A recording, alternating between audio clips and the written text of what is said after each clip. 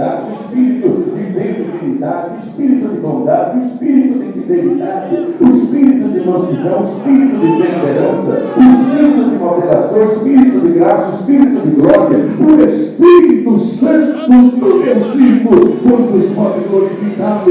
Levante a sua mão para o céu e solte aquele glória a Deus que está preso na sua garganta. Solte aquele aleluia que está entalado na sua alma e permaneça com as mãos levantadas por um minuto dando glória, por um minuto dando aleluia, porque Deus está presente conosco neste lugar. Nós já sentimos a sua glória. Eu vou parar um minuto só para dar glória a Deus por vocês agora.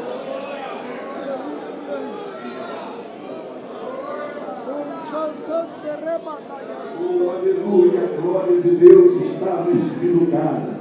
Aleluia, e certamente Deus está feliz com esta igreja, por ver o amor desta igreja pela obra missionária, por ver corações abertos para contribuir para esta tão grande obra. E nós estamos aqui, queridos e amados irmãos, louvando ao nosso Deus por suas maravilhas, por tudo que Ele tem feito através desta igreja, pelo crescimento que Ele tem dado a esta igreja. E justamente esse crescimento que esta igreja tem experimentado é fruto do seu amor por missões. E Deus retribui com muitas bênçãos, prosperando a cada um dos irmãos, aqueles que contribuem, porque Deus não fica devendo favor para ninguém. Aleluia! Deus sempre nos dá muito mais do que o que devolvemos. Exatamente, queridos e amados irmãos, por isso que esta igreja tem sido uma igreja próspera e abençoada. Queridos e amados irmãos, em Cristo Jesus, nós temos lido um texto bastante importante da palavra de Deus no livro de Atos dos Apóstolos, capítulo 16, versículos 6 até o versículo 10. Ao observar atentamente a leitura desse texto, nós vamos descobrir que se trata da segunda viagem missionária de Paulo. Nós compreendemos perfeitamente que a primeira viagem missionária de Paulo foi um sucesso extraordinário, quando a igreja de Antioquia, que tinha uma visão de missões transculturais, elas, orientada pelo Espírito Santo, em uma reunião de consagração, disse o Espírito Santo: separai-me a Barnabé e a Saulo para a obra que eu os tenho chamado. E a Bíblia diz que ali eles iniciaram a sua primeira viagem missionária. E eles, passando pelas regiões de Listra, Derbe e Icônio, realizaram uma obra extraordinária no sul da Galácia, na cidade de Antioquia da Pisídia, na Panfilha. Exatamente essas regiões que se ergueram igrejas fortes, igrejas poderosas, porque foi verdadeiramente uma viagem de sucesso missionário. É tanto que eles regressaram para a base missionária em Antioquia, dando um relatório animador, dando boas notícias do fruto da primeira viagem missionária. Mas aí, quando Paulo, orientado pelo Espírito Santo, sentiu o desejo de fazer uma segunda viagem missionária, então ele chamou o seu companheiro de missões, Barnabé, e disse: vamos iniciar então a segunda viagem missionária. Houve, claro, ali um desentendimento entre os dois, porque Barnabé queria levar João Marcos para a segunda viagem missionária, mas Paulo não queria que João Marcos fosse, porque João Marcos foi aquele missionário que os abandonou no meio do caminho. Exatamente quando ele partiu com os apóstolos, chegando no meio do caminho, na cidade da Panfilha, ele retornou para Jerusalém. Claro, era um jovem muito novo, não sabia ainda o que eram missões, mas depois a gente vai ver que Deus acabou amadurecendo o ministério dele, e mais na frente ele vai se tornar muito útil, não só para Paulo, como também para o apóstolo Pedro. E é importante compreender que a discussão foi até um tanto acalorada, porque a Bíblia vai dizer que João Marcos era primo de Barnabé. Talvez até o sangue falou mais alto, porque Barnabé bancou João Marcos. Paulo não queria de forma alguma. E isso levou até a dupla missionária se separar, a ponto de Barnabé escolher João Marcos e seguiu para Chipre, enquanto Paulo escolheu Silas e seguiu no seu caminho. Mas parece, queridos, que essa discussão entre os dois missionários, dois grandes homens de Deus, acabou deixando Paulo meio desnorteado, vocês podem perceber. Porque quando ele inicia a segunda viagem missionária, ele ficou meio desorientado. Olha o que diz aqui, o versículo de número 6. E passando pela Frígia e pela província da Galácia, foram impedidos pelo Espírito Santo de anunciar a palavra na Ásia. Não parece um paradoxo? Como que o Espírito Santo vai impedir ele de anunciar a palavra em um lugar, se a vontade de Deus é pregar a sua palavra? Mas aí é que demonstra exatamente que eles careciam de uma orientação. Paulo estava exatamente, quem sabe ainda, sentindo o peso da separação de Barnabé, ainda tipo meio baqueado. Aí de repente, como ele viu que a vontade dele não era nem pregar na Frígia, nem na Galácia, de repente eles tentavam ir para Bitínia. Veja, também Bitínia, o Espírito Santo impediu eles de pregar. Então, queridos e amados irmãos, passando por Mísia, então chegaram à cidade de Troade, uma cidade histórica, onde houve aquela operação famosa do cavalo de Troia, uma cidade grega muito histórica. E quando chegou lá, de repente, então a Bíblia diz que naquela noite, então o Senhor lhe deu uma visão de um varão na Macedônia, dizendo: passa a Macedônia e ajuda-nos. E ele obedeceu a voz de Deus e partiu para a Macedônia, concluindo que então Deus estava mostrando para ele um novo campo missionário a ser conquistado. Que coisa extraordinária! Aí a gente percebe aqui o Espírito Santo como o diretor da obra missionária.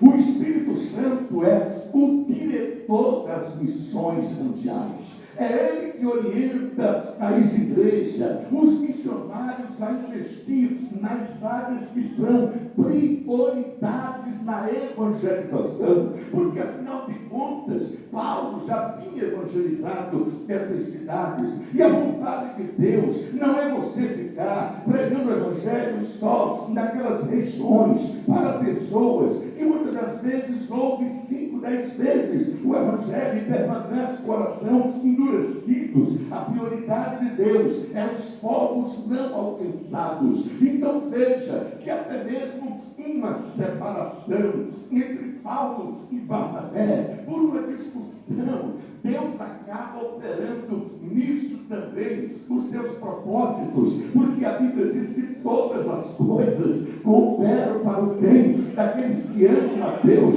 Através dessa separação, desta dupla missionária, Deus agora proporcionou duas frentes missionárias. Aleluia! Porque Barnabé segue com João Marcos para uma nova frente missionária. Paulo segue com Silas para abrir novos campos missionários, porque o Espírito Santo é que estava dirigindo, é que estava orientando na região prioritária, na evangelização. E é isso que me chama a atenção, porque o próprio Jesus, quando estava retornando para o céu, ele passou bastante gratidão para o Espírito Santo, quando ele mesmo disse, antes de retornar para os céus, em Atos 8, mas recebereis poder ao descer sobre vós o Espírito Santo, e sereis testemunha tanto em Jerusalém, Judeia e Samaria e até os confins da terra. Então você percebe a atuação do Espírito Santo organizando o programa missionário de Deus. E este programa missionário de Deus incluía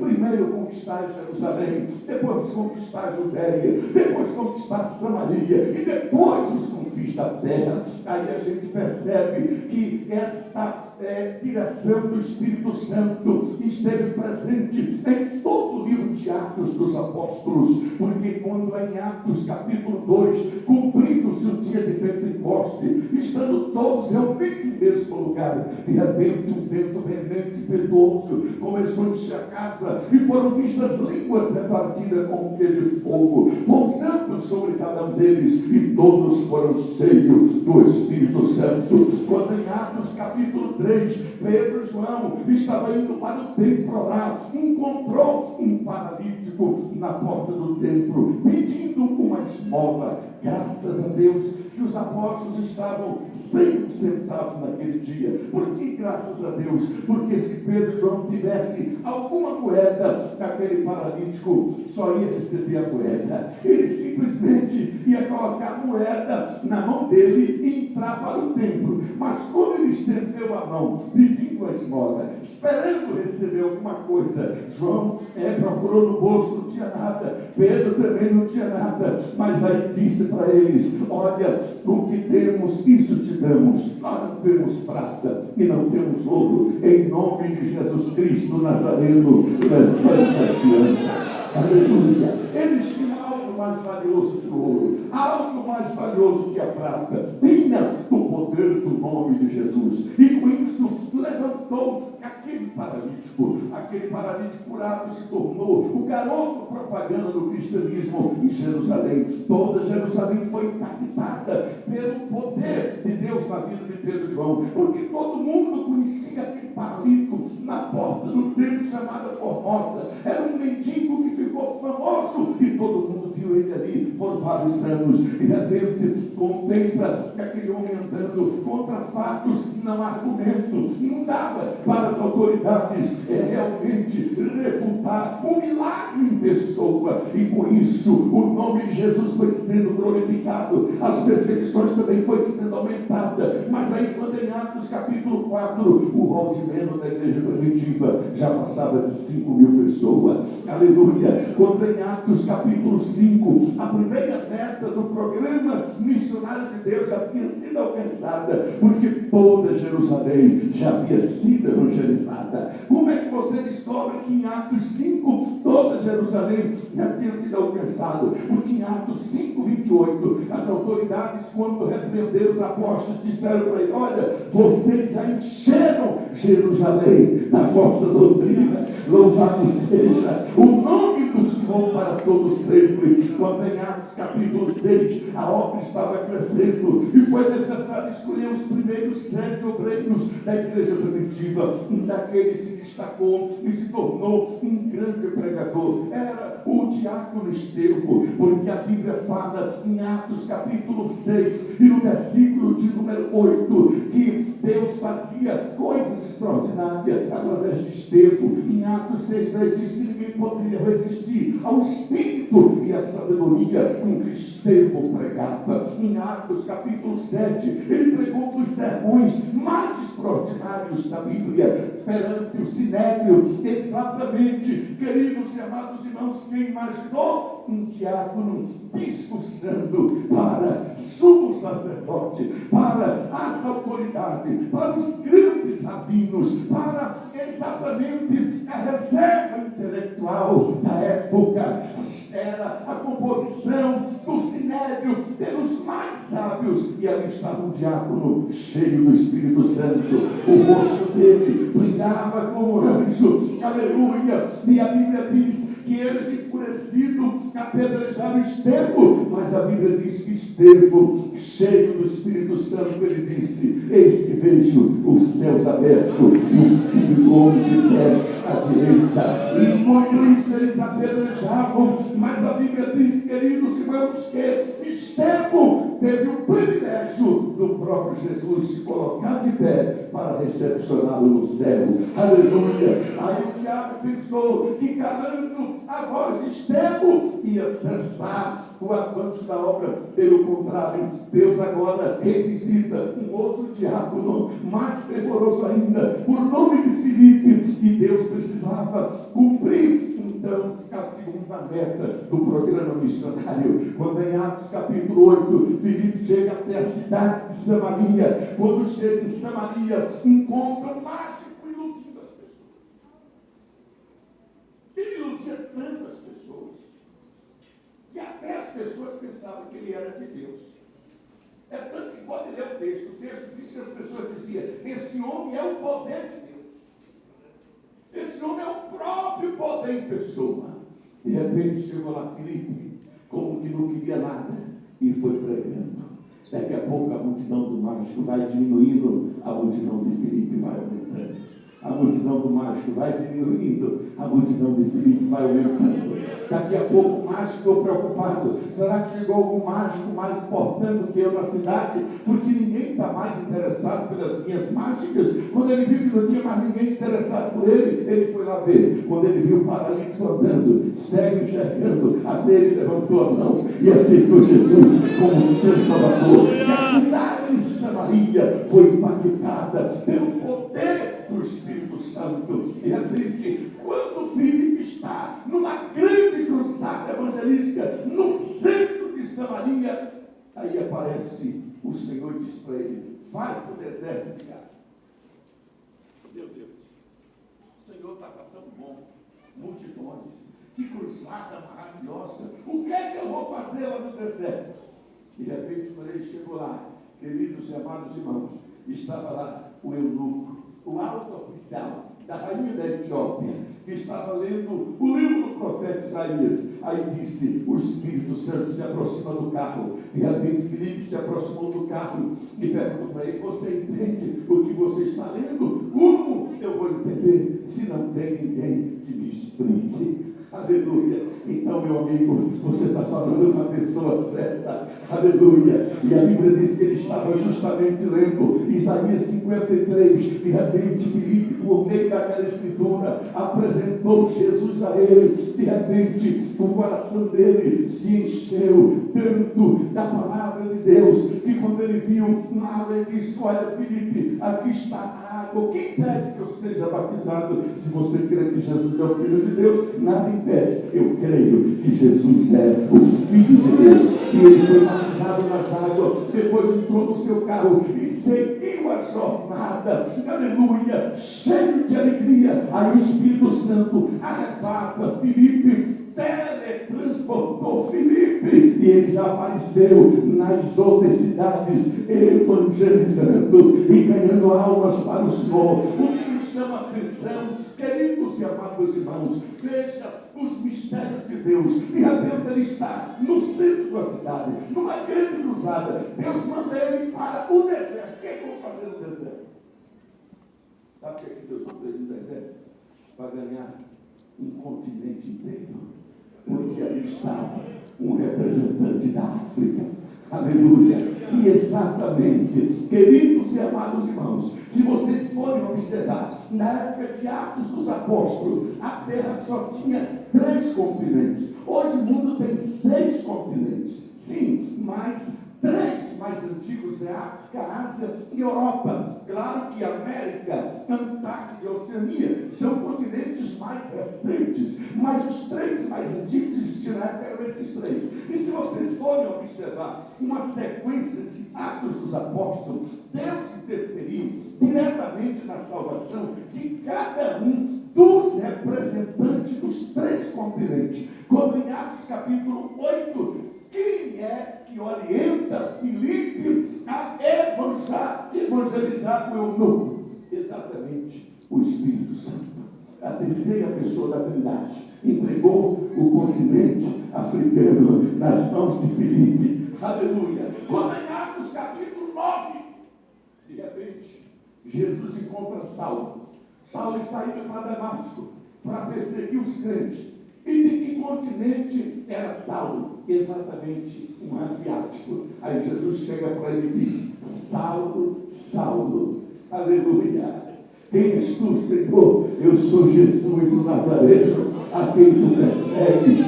Aleluia. Vai, porque é para mim vaso escolhido, para levar o meu nome perante os gentios, perante os reis e perante os filhos de Israel. Então, em Atos 8, o Espírito Santo ganhou exatamente um representante do continente africano. Quando em Atos capítulo 9, Jesus, a segunda pessoa da Trindade, aleluia, ganha um representante do continente asiático. Faltava um representante da Europa. Quando em Atos capítulo 10, a Bíblia diz que lá estava Cornélio. De onde ele era? Da chamada corte italiana. Aleluia. E a Bíblia diz que ele fazia esmolas a Deus. E quem é que interfere na salvação dele? O próprio Deus, que manda o anjo dizendo: vai chamar Pedro. E quando ele manda chamar Pedro, ele se converte e toda a família de Cornélio é batizada com o Espírito Santo. Aleluia. Então, os 3 continentes já haviam sido alcançados. Quando em Atos capítulo 11, a cidade de Antioquia é impactada pelo poder de Deus, e lá pela primeira vez os crentes são chamados de cristãos. Quando em Atos capítulo 12, o inferno estava furioso quando usou Herodes para matar Tiago a espada e lançar Pedro na prisão. Mas a Bíblia diz que enquanto Pedro estava na prisão, havia oração incessante da igreja por ele. Aleluia. Deus mandou o anjo e soltou ele da prisão e disse: pode continuar pregando para esse povo as palavras de vida eterna. Quando em Atos capítulo 13, a igreja de Antioquia reunida em oração disse: separai-me a Barnabé e a Saulo para a obra que Deus tem chamado. Quando em Atos capítulo 14, as cidades de Listra, Derbe e Icônio são impactadas pelo poder do Espírito Santo. Quando em Atos capítulo 15, primeiro concílio missionário em Jerusalém é concluído na direção do Espírito Santo. Quando em Atos capítulo 16, Paulo inicia a sua segunda viagem missionária, aleluia, e orientado pelo Espírito Santo, escutou um varão da Macedônia dizendo: passa a Macedônia e ajuda-nos. E ele seguiu para lá, e quando chegou lá, ganhou Lídia para o Senhor Jesus Cristo, e a cidade de Filipos foi impactada pelo poder do Espírito Santo. Quando em Atos 17, Tessalônica é impactada pelo poder do Espírito Santo. Em Atos 18, Corinto é impactada pelo poder do Espírito Santo. Em Atos 19, Éfeso é impactada pelo poder do Espírito Santo. Em Atos 20, Troade é impactada pelo poder do Espírito Santo. Em Atos 21 e 22, Paulo é preso, mas ainda algemado, e descendo as escadarias da fortaleza de Antônia, prega uma mensagem cheio do Espírito Santo.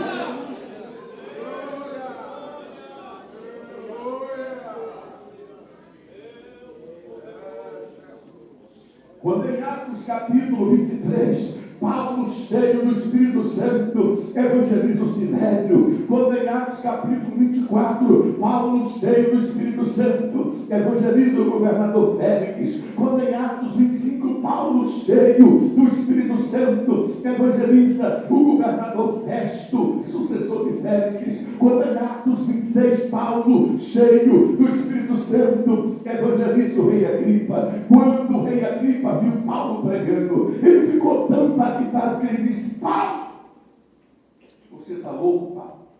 As muitas letras te fazem delirar. Para de pregar, porque daqui a pouco eu vou virar crente também. Aí Paulo diz: não só você, mas todos aqueles que ouviram esta palavra. Quando em Atos capítulo 27, Paulo entra no navio alexandrino, vai para Roma e levando 276 presos para participar da luta de gladiadores de Roma, o navio afunda, mas Paulo ganha toda a tribulação para o Senhor Jesus Cristo. Como em Atos 28, o navio ancora na ilha de Malta e Paulo não perdia tempo. Toda a ilha foi evangelizada, porque o chefe da ilha, Públio, foi curado e o evangelho chegou com poder até entre tribos indígenas, os povos bárbaros, não civilizados, foram alcançados pela pregação de Paulo. O que me chama a atenção, queridos e amados irmãos, é que o livro de Atos dos Apóstolos é um livro que não termina, porque a história da igreja não se conclui em Atos 28. Sabe por quê? Quem escreve Atos 29 somos nós, Atos 30 somos nós, Atos 31 somos nós. E neste 10º Congresso de Missões, esta igreja está escrevendo mais um capítulo na história da igreja. Só que faz parte dessa história, levante a sua mão e glorifique o nome do Senhor. Na igreja, queridos e amados irmãos, como o Espírito Santo orientava cada missionário. O primeiro século é conhecido como o século apostólico, o século do avivamento, mas o segundo século, queridos e amados irmãos, passou a ser o século dos apologistas. Até então, parece, queridos irmãos, que a igreja começou a entrar em declínio espiritual. A frieza começou a tomar conta, heresias começou a entrar dentro da igreja e a obra missionária ficou um pouco de lado, porque começou as discussões teológicas. De repente, queridos e amados irmãos, o Espírito Santo continuou soprando e usou Justino Marte, um filósofo que se converteu ao Senhor e saiu evangelizando por todas as partes do Império Romano. Foi a era dos apologistas, como Inácio, como Irineu. Mas quando era o 3º século, começou o período da patrística. Sim, queridos e amados irmãos, surgiu as primeiras escolas teológicas. A escola teológica de Alexandria, que foi a primeira escola teológica do Oriente, chefiada por Clemente de Alexandria, depois pelo seu discípulo Origênesis. Aí começou um pouco a filosofia, queridos irmãos, influenciar a teologia.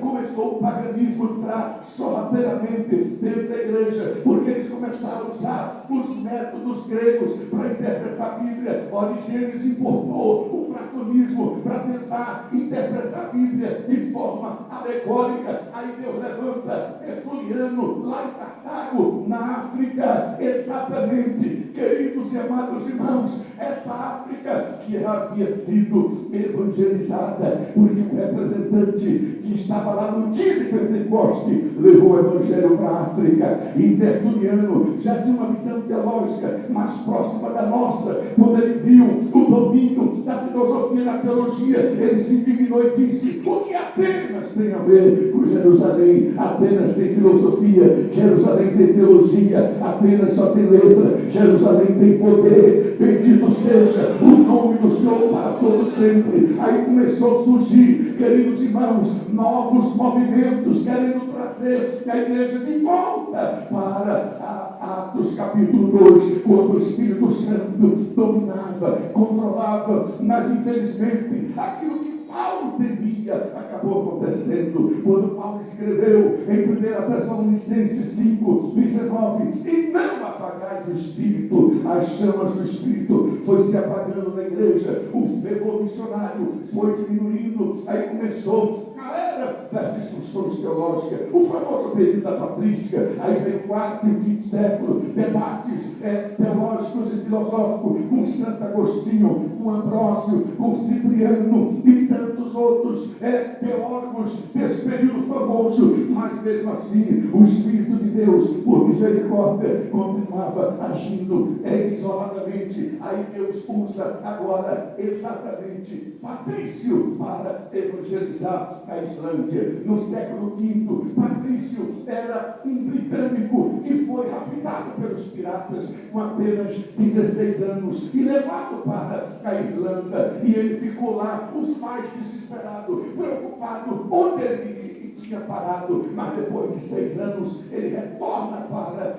a Inglaterra, mas quando ele chega na Inglaterra, ele tem um sonho, e naquele sonho ele via crianças da Irlanda dizendo: nós estamos com saudade de você, queremos que você volte a morar conosco mais uma vez. Ele naquele momento não entendeu, como Paulo, que era um varão da Macedônia, era um varão da Irlândia dizendo: passa a Irlândia e ajuda-nos. No momento ele não entendeu, mas depois ele compreendeu a chamada de Deus e regressou para a Irlanda, agora não mais como alguém que foi capturado pelos piratas, mas como missionário, e evangelizou a Irlanda. E o trabalho missionário de Patrício foi tão extraordinário que a história vai dizer que ele abriu 300 igrejas na Irlândia e chegou a batizar 120 mil novos convertidos. Aleluia, bendito seja o nome do Senhor para todo sempre. Então veja que o vento do Espírito foi soprando em alguns lugares isolados, mesmo quando a igreja começou a permitir o paganismo entrar, aí veio o romanismo, aí de fato aconteceu aquilo que chamamos de silêncio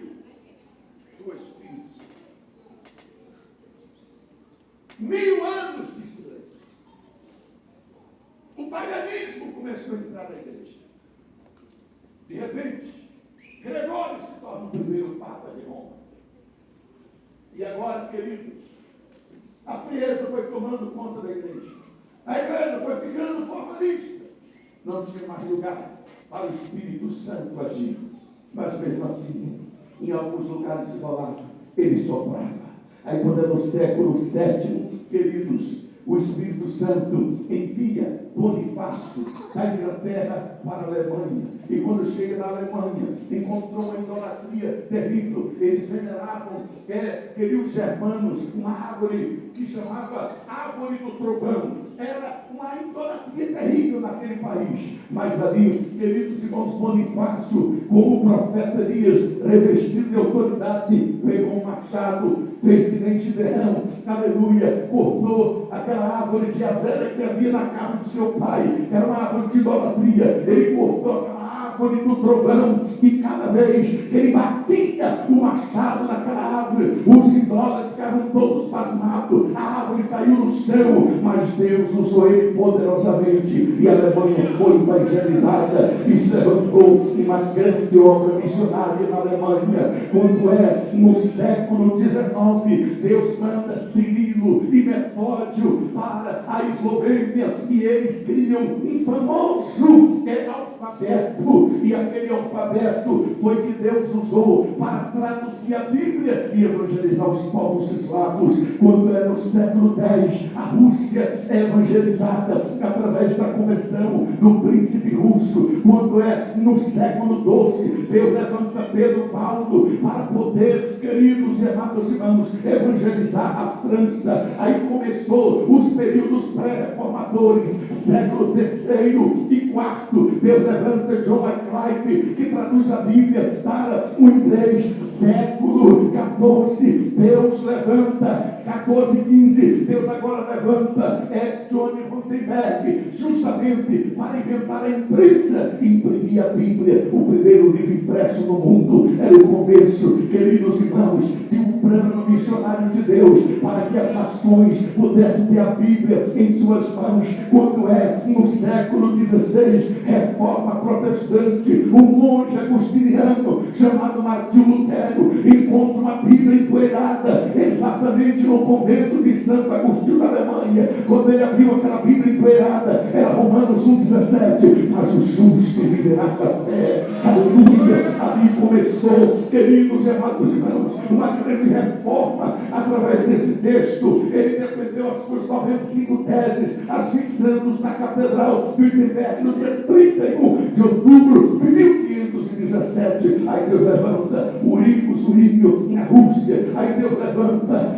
Zinzendorf lá na Morávia. Aí Deus levanta John Knox exatamente lá na Escócia. Aí Deus levanta John Wesley na Inglaterra. Começam os avivamentos na Europa. Quando é no século XVIII, grandes despertamentos se espalham por toda a Europa. Século XIX, grandes avivamentos se espalham por todos os Estados Unidos através Duarte, através de John Garfield, quando no século XIX, Deus levanta Charles Finney, um dos maiores avivalistas, levanta Moody, o célebre ganhador de alma, levanta Guilherme Cale, o pai das missões modernas, que sai da Inglaterra para evangelizar a Índia, levanta o Ino Suteiro para evangelizar a China. Exatamente, era Deus preparando o mundo para a chegada do pentecostalismo. Aleluia, exatamente, o Espírito Santo, que esteve em silêncio por mais de 1000 anos, agora volta a preparar o mundo, aleluia, para a chegada do avivamento. Quando é começo do século XX, Deus levanta um homem chamado Charles Fox Parham. Ele tinha uma escola lá no Kansas, na cidade de Topeka, e ele reúne 40 alunos e deu para eles as seguintes missões: vocês vão estudar dos dois. De repente, ele viajou 15 dias. Quando volta, ele diz para eles: eu quero que vocês me mostrem qual é a evidência do batismo com o Espírito Santo. De repente, eles chegaram à conclusão: é o falar em línguas. Quando chegaram a essa conclusão, Jesus batiza a primeira mulher do Espírito Santo no século XX. O nome dela era Agnes Osman, no dia 1º de janeiro de 1900. Quando ela é batizada com o Espírito Santo, o fogo se espalha pela sala de aula e mais de 20 alunos são batizados com o Espírito Santo e com fogo. De repente começou as perseguições, começaram a chamar aquilo de uma seita. A perseguição contra Charles Fox Parham foi tão grande que ele teve que mudar de lá no Kansas e mudou para Houston, no Texas. Quando chega no Texas, abre uma nova escola teológica e começa a estudar Atos 2. Um dos alunos, sabe quem era? William Joseph Seymour, que era um negro que não podia entrar dentro da sala de aula para sentar com os brancos para aprender. Porque naquela época tinha um apartado. Branco não podia sentar com preto. E ele ficou do lado de fora da varanda. De repente, quando ele ouviu Charles Fox Parham pregando Atos 2, a fagulha do Espírito atravessou toda aquela sala e foi lá na varanda, caiu em cima dele e ele foi batizado com o Espírito Santo e com fogo. De repente, ele muda do Texas, vai para Los Angeles, na Califórnia, procura um galpão, aleluia, abandonado, que era antes uma igreja metodista, na rua Azusa. E quando ele começa, queridos irmãos, a pregar Atos 2, Jesus começa a batizar com o Espírito Santo e com fogo. Segundo os historiadores, durante 1000 dias seguidos, Jesus batizou com o Espírito Santo. De 1906 a 1909, não teve um dia que Jesus não batizasse com o Espírito Santo. Aquele fogo foi se espalhando por toda a América, foi chegando na Europa. De repente, essa notícia chegou à Igreja Batista de Chicago, onde congregava Daniel Beck e Gunambing, o pastor deles, o William Duran. Quando soube desse fogo, viajou para Los Angeles para conhecer o avivamento da Rua Azusa. Depois de 2 semanas frequentando, olha que ironia, o William Joseph Seymour não podia sentar com os brancos, porque era preto.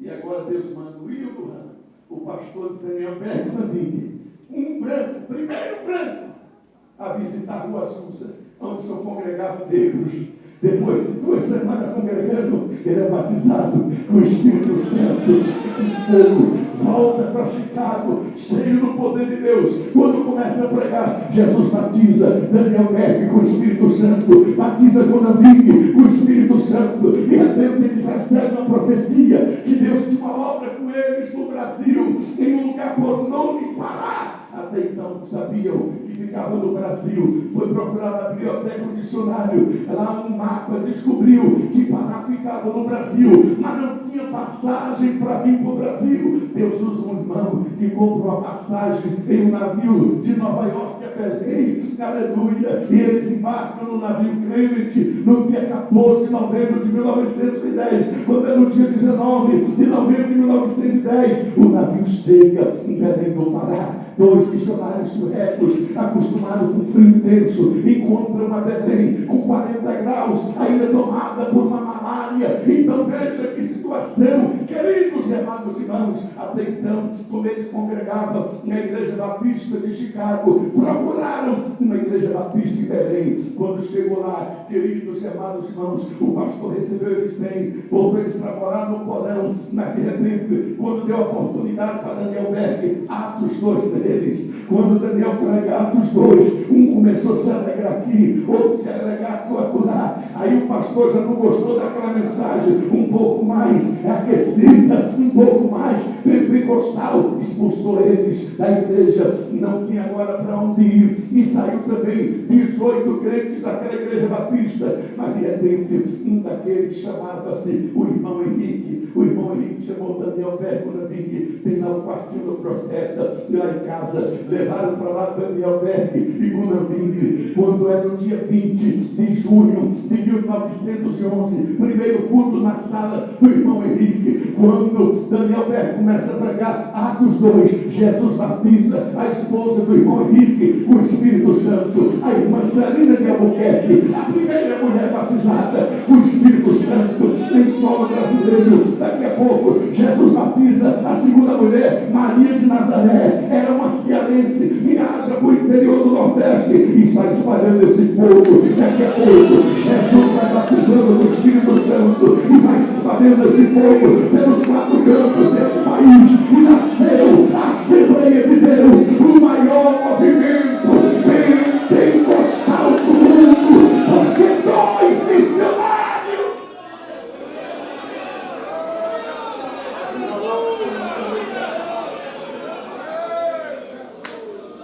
renunciou o conforto do primeiro mundo e atenderam o chamado de Deus.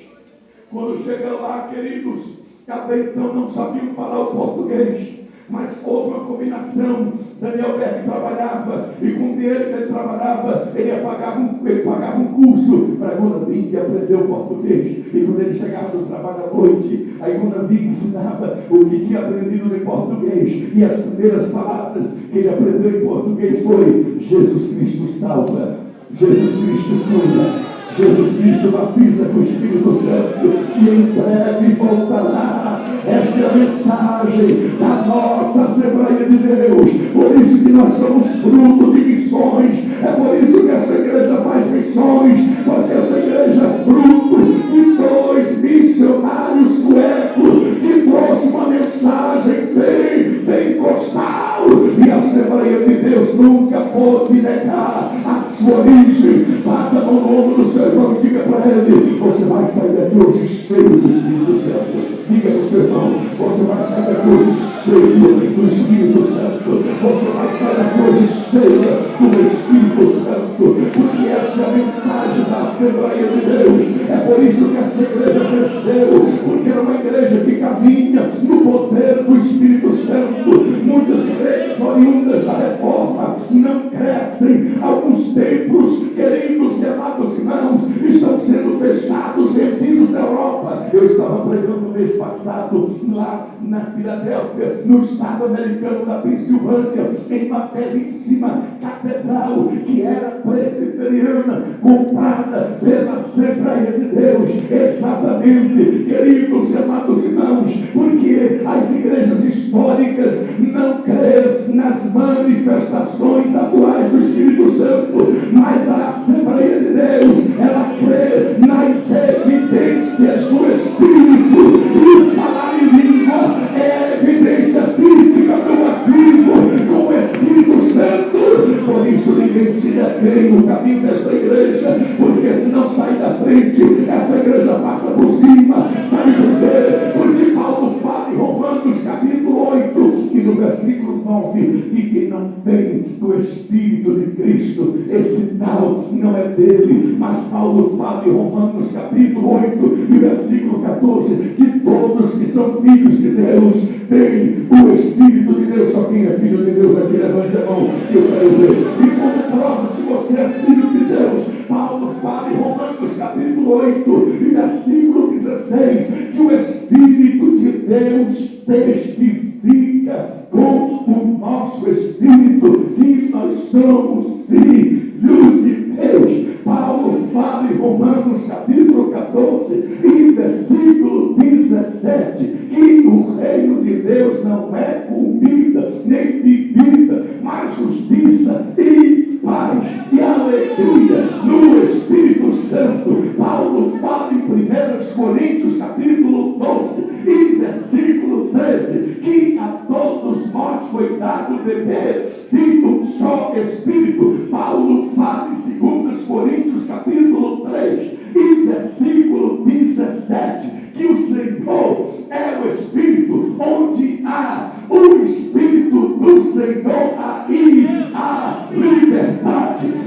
Está escrito em Gálatas capítulo 5 e versículo 22, mas o fruto do Espírito é amor, gozo, paz, longanimidade, benignidade, bondade, fidelidade, mansidão e temperança. Está escrito em Efésios capítulo 1 e versículo 13 que nós fomos selados pelo Espírito Santo da promessa.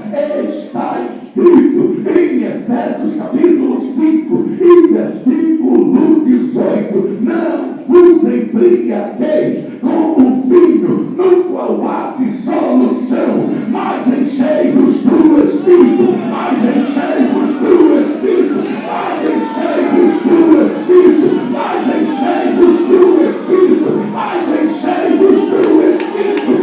Está escrito em Colossenses capítulo 3 e versículo 9 que Deus nos revelou o seu amor no Espírito.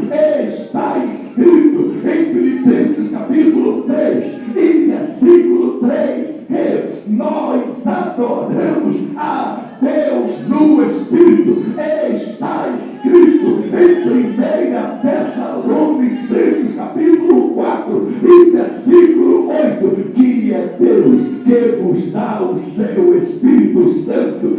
Está escrito em 2 Tessalonicenses capítulo 2 e versículo 13 que Deus nos escolheu desde o princípio para a salvação, pela santificação no Espírito de fé, na verdade. Está escrito em 2 Timóteo capítulo 1 e versículo 7 que Deus não nos deu um espírito de covardia, mas de poder, de amor e de moderação. Está escrito em Tito capítulo 3 e versículo 5 que nós somos salvos mediante o lavar regenerador e renovador do Espírito Santo. Está escrito em Tiago capítulo 4 e versículo 5 que o Espírito tem ciúme de nós. Está escrito em 1 Pedro capítulo 4 e versículo 14 que sobre vós repousa o Espírito da glória de Deus. Está escrito em 2 Pedro capítulo 1 e versículo 21 que os homens santos falaram da parte de Deus, movido pelo Espírito Santo. Está escrito em 1 João capítulo 5 e versículo 7 que três são os que testificam lá no céu: o Pai, a Palavra e o Espírito Santo. Esses três são um. Está escrito em Judas capítulo 1 e versículo 20: edificando a vossa fé santíssima, orando no Espírito Santo. Está escrito em Apocalipse capítulo 2 e versículo 7: quem tem ouvidos ouça o que o Espírito diz às igrejas 7 vezes.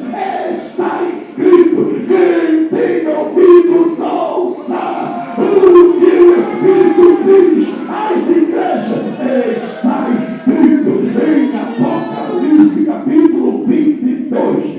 versículo 17, que o Espírito diz: vem, e a noiva diz: vem, e quem tem sede, venha, e receba de graça da água da vida. Aleluia. Quantos podem glorificar o nome dele? Levante a sua mão e adore ele.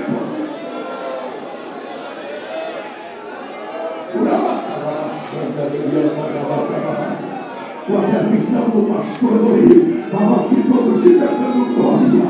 Coloque-se todos de pé dando glória.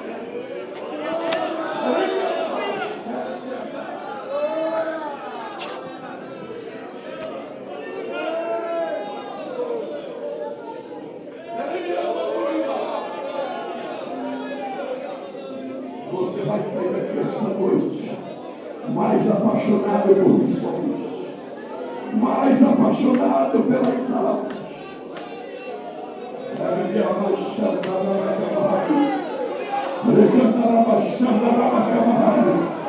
Só quem tem o Espírito Santo é que tem compaixão das almas.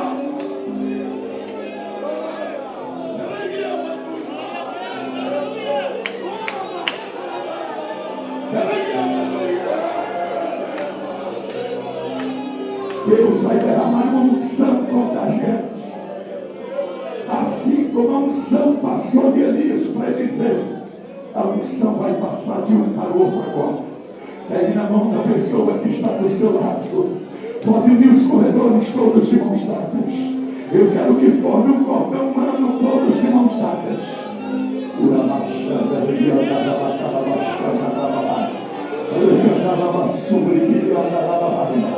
Pode vir os corredores todos de mãos dadas. Deus vai colocar uma palavra profética na tua boca agora.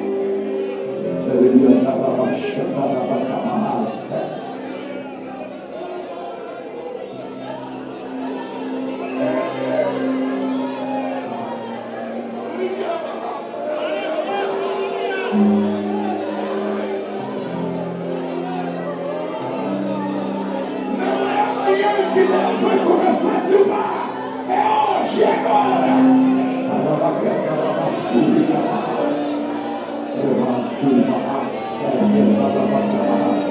Eu já estou vendo a torneira de azeite aberta. Eu já estou vendo a torneira de azeite aberta. Eu já estou vendo o vaso se enchendo.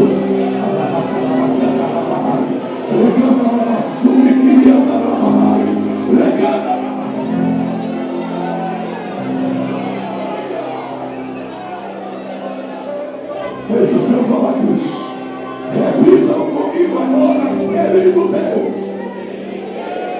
Mais alto, querido Deus. E eterno Pai. Esta noite eu quero que o meu irmão que está do meu lado direito e também do meu lado esquerdo saia daqui hoje cheio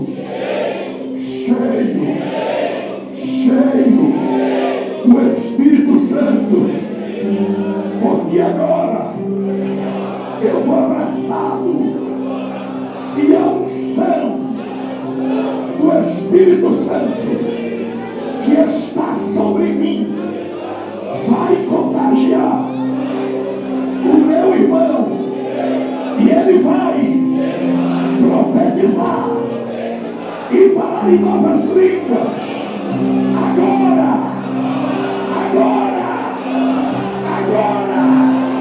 abrace a pessoa que está do teu lado.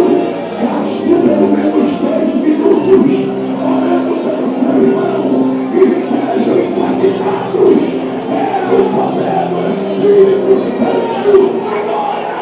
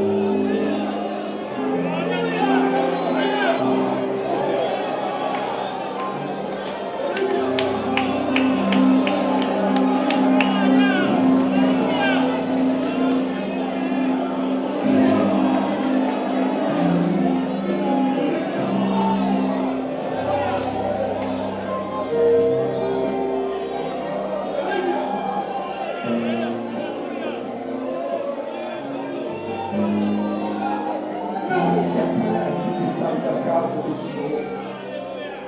É um progresso. Não tem todo dia. Não problema. Eu já estou concluindo. Enquanto você ora em espírito, porque é um momento de batalha espiritual.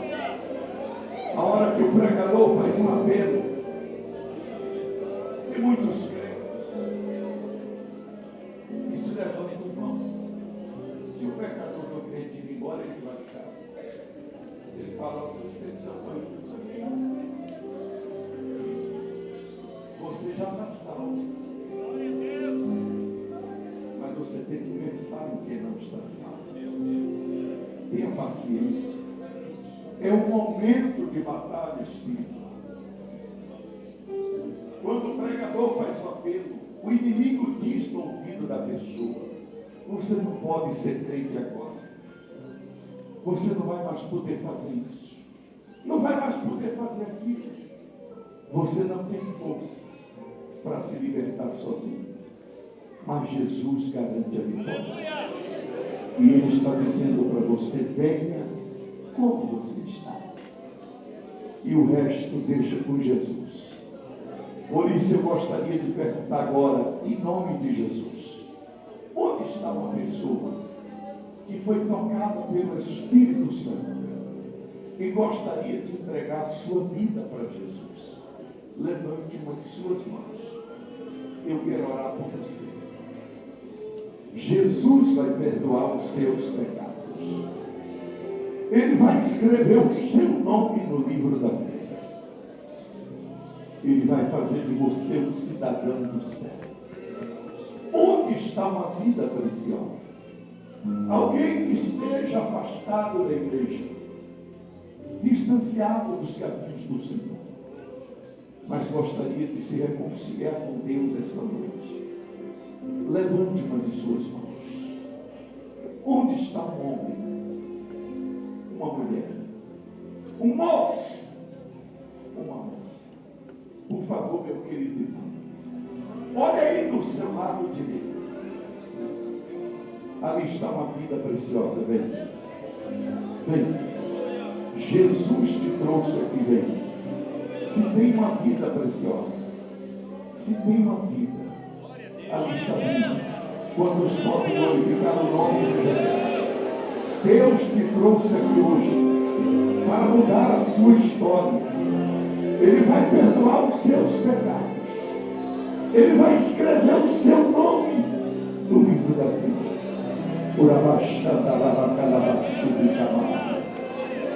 Tocado pelo Espírito Santo. A Bíblia diz que a festa no céu, quando o pecador se arrepende. O culto desta noite, pastor Eloy já proporcionou festa no céu. Aleluia! Porque Deus está coroando de êxito esse congresso de missões, com vidas se rendendo a Cristo. Onde está mais uma pessoa? Vem.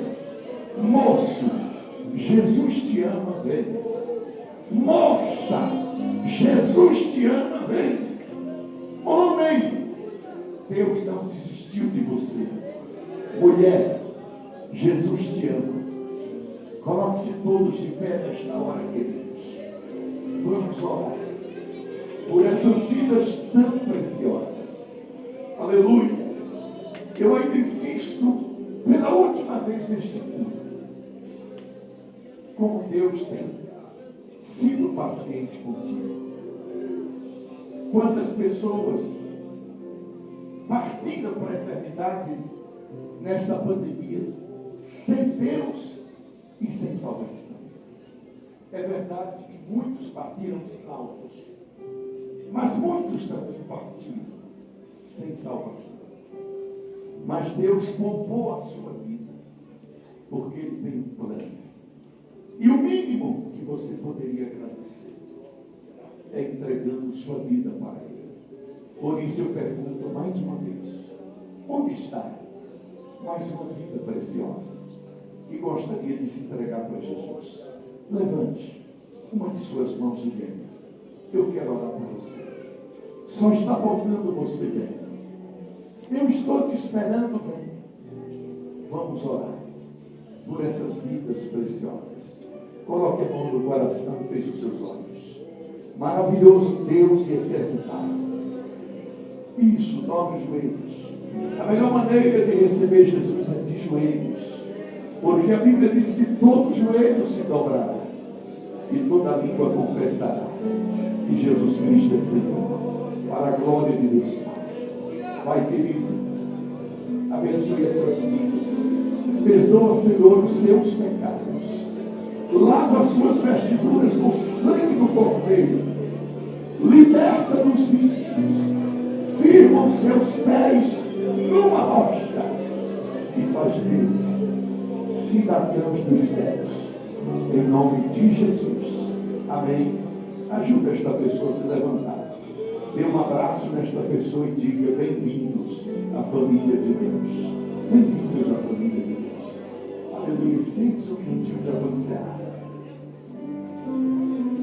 Eu vou estar bem aqui na saída autografando as Bíblias e os livros. Deus abençoe a todos. Porque se Deus é por nós, operando Deus, nós somos mais.